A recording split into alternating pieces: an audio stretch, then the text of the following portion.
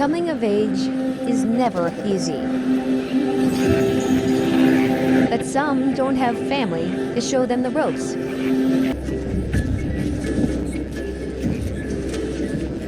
In the greener realm of Kenya's Great Rift Valley, this young female flamingo has spent 4 years growing up on the move.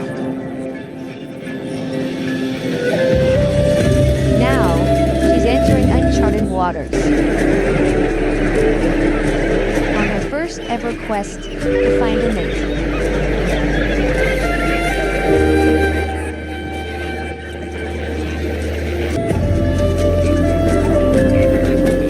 Lake Bogoria.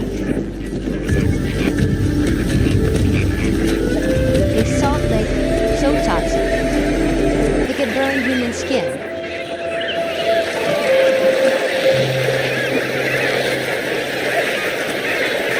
But for a thick-skinned flamingo, it's paradise.